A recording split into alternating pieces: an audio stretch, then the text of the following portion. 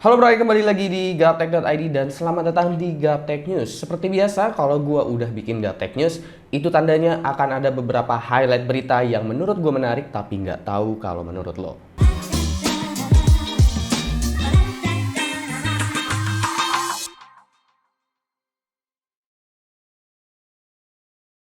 Oke, jadi untuk Gaptek News kali ini sebenarnya highlightnya itu ada sedikit, cuma ada 3. Tapi menurut gua, memang ini adalah highlight yang kayaknya enak banget nih buat kita perbincangkan, buat kita diskusikan. Apalagi highlight yang terakhir bakalan gua bahas, yang mungkin kalian juga udah baca di judul video ini. Tapi sebelum kita masuk ke highlight yang paling utama, gua mau bahas dulu nih highlight yang pertama itu seperti apa. Nah, jadi untuk highlight yang pertama ini, kabar-kabarnya AMD itu mau mengeluarkan AMD Ryzen 5000 series, bukan yang ada di laptop seperti ini 5000 seriesnya, tapi ini adalah 5000 series APU desktop dengan kode name yang sama, yaitu Shenzhen. Kode name Shenzhen dikabarkan akan menjadi line up untuk Ryzen 5000 series APU desktop. Ryzen 5000 series APU sendiri pertama kali dirilis pada platform mobile seperti pada Ryzen 7 5800H, 5800U, dan lain-lain. Salah satunya laptop yang sedang gua pakai ini yaitu Asus ROG Flow X13 yang nanti juga akan gua bahas videonya dalam bentuk review. Dan rasa-rasanya ini kayaknya bakalan ngebuat CPU seperti Core i9 11900K atau Core i7 11700K itu kayaknya bakalan jadi ketar-ketir. Karena apa? Karena Shenzhen ini tipikalnya itu sama dan maksimum core thread-nya juga sama, ada di 8 core 16 thread untuk seri paling tingginya dan sama-sama memiliki integrated GPU. Dan mau gimana pun, kalau kita bicaranya CPU super power yang punya iGPU, ya memang paling kencang saat ini adalah Core i9 11900K yang memiliki 8 core 16 thread. Nah, Shenzhen sendiri menggunakan arsitektur Zen 3 dan APU ini dikabarkan juga akan memiliki konfigurasi 8 core 16 thread dengan APU Vega di dalamnya. Itu tandanya ini akan menjadi head to head yang menarik banget nih untuk menandingi 11900K atau 11700K. Melihat kemampuan Ryzen 7 5800X yang sejauh ini lebih unggul daripada Core i9 11900K atau Core i7 11700K, harusnya kemampuan APU Ryzen 5000 series ini sepertinya juga akan bersaing nih dengan Intel Core generasi ke-11. Mengingat arsitektur yang digunakan itu memang sama-sama Zen 3, jadi seharusnya kemampuan IPC-nya nggak jauh berbeda. Meskipun untuk konfigurasi clock speed-nya si Ryzen 5000 series yang APU ini sedikit lebih rendah daripada Zen 3 yang non APU. Seperti pada bocoran benchmark CPU-Z yang kalian lihat ini, kemampuan single core dari Ryzen 7 5700G berada satu level tipis di bawah 5800X. Emang 5700G ini memiliki clock speed sedikit lebih rendah karena memerlukan space untuk iGPU atau APU-nya, yaitu Vega 8. Dan AMD ingin mengemas prosesor ini dengan rating 65 watt. Kabar baiknya, Shenzhen ini dikabarkan gak cuma hadir untuk Ryzen 7 dan Ryzen 5 aja, tapi Ryzen 3 akhirnya juga akan hadir di line up ini. Oke, highlight yang kedua. Highlight kedua ini adalah soal memori RAM DDR5. Dan dikabarkan memori RAM DDR5 ini bakalan menembus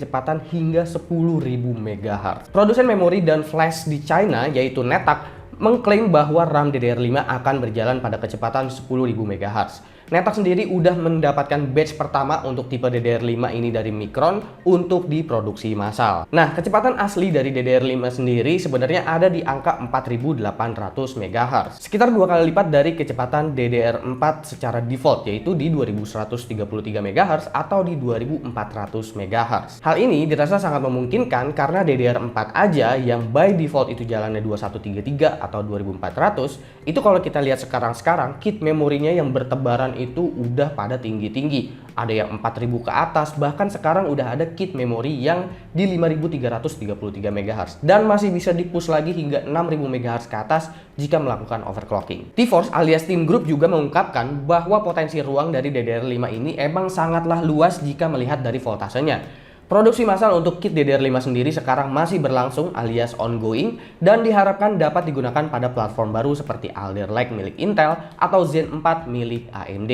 Nah, kita masuk nih ke highlight terakhir. Highlight kayaknya yang sepertinya bakalan menjadi perbincangan utama untuk konten video kali ini ya, yaitu soal SSD dan hard disk itu kabar-kabarnya bakalan goib karena mining. Jadi ada sebuah berita mengatakan bahwa nantinya storage seperti hard disk dan juga SSD itu bakalan bisa dipakai nambang cryptocurrency. Gimana caranya? Caranya tentunya belum ada sebenarnya karena ini masih hanya sekedar berita-berita aja. Tapi di sini HKEPC membuat sebuah artikel dan menginformasikan bahwa akan ada koin kripto baru yang akan muncul, yaitu Chia Coin dengan kode XCH. Dikabarkan koin ini nantinya bisa ditambang dengan storage seperti hard disk atau SSD. Motivasi dari Chia Coin ini sendiri sebenarnya adalah membuat sebuah cryptocurrency yang jauh lebih ramah lingkungan jika dipakai untuk nambang. Chia Coin sendiri dibuat oleh Bram Cohen atau Bram Cohen. Gue juga nggak tahu spellingnya gimana, tapi orang ini adalah pencipta dari BitTorrent Coin. Nah, dia ini ingin membuat ruang penyimpanan yang lebih, dan cara penambangannya itu adalah dengan memanfaatkan banyak space kosong di storage, habis itu juga mengandalkan kecepatan baca dan kecepatan tulis dari storage-nya. Di wilayah Hong Kong, kenaikan harga dari NVMe SSD ini udah mulai terjadi dan stoknya juga udah semakin menipis.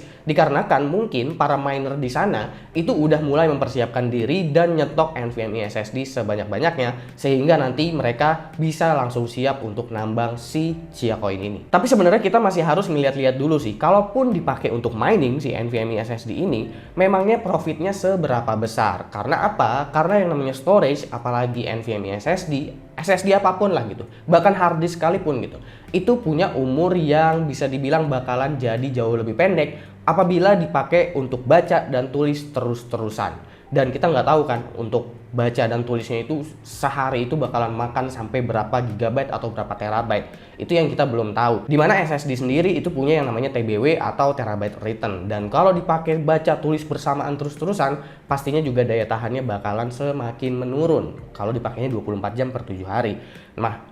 Nah, makanya jika si Chia Coin ini sukses, profitnya besar, apalagi kalau kita bicaranya SSD itu dayanya juga lebih irit, jauh berkali lipat lebih irit daripada GPU tentunya. Kita juga mungkin bakalan ngalamin kelangkaan dan kenaikan harga untuk SSD dan juga hard disk. Nah, kira-kira menurut kalian gimana nih? Mana highlight berita yang menurut kalian paling menarik? Apakah yang pertama, yang kedua, atau yang ketiga? Ya menurut gue pribadi sih sesuai judul yang tertera. Sesuai judul yang tertera yaitu adalah soal highlight yang ketiga ini. Soal SSD dan juga hard disk yang kabar-kabarnya bakalan dibikin untuk bisa mining gitu. Karena ada koin yang mendukung untuk nambang dengan storage. Kira-kira menurut kalian gimana nih? Apa pendapat kalian dari seluruh highlight berita yang gue sampaikan? Silahkan komen di bawah dan kasih pendapat kalian masing-masing. Jangan lupa like, share, dan subscribe jika video ini menarik buat kalian.